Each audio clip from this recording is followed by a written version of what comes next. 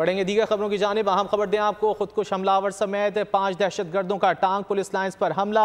ISPR के मुताबिक खुदकुश हमलावर समेत 5 दहशतगर्दों का टांग पुलिस लाइन पर हमला। ISPR की जानिब से बताया गया है कि जवाबी कार्रवाई के नतीजे में 5 दहशतगर्द मारे गए हैं। 5 दहशतगर्दों को जहन्नुम वासिल कर दिया गया है। पुलिस के बहादुर जवानों की जानिब से भरपूर मुकाबला किया गया। इसी हवाले से तफसीलात जान लेते हैं नुमाइंदा खुसूसी सलमान आवान से। सलमान, क्या तफसीलात हैं?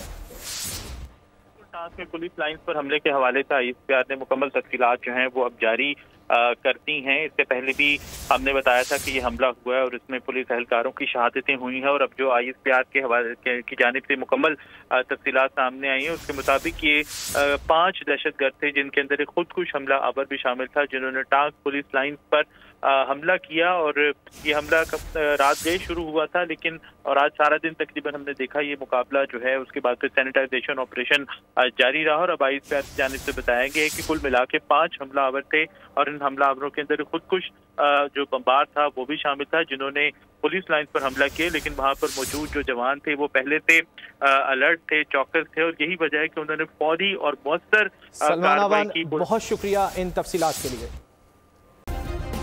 सब्सक्राइब करें और बेल दबाएं ताकि कोई खबर रह न जाए।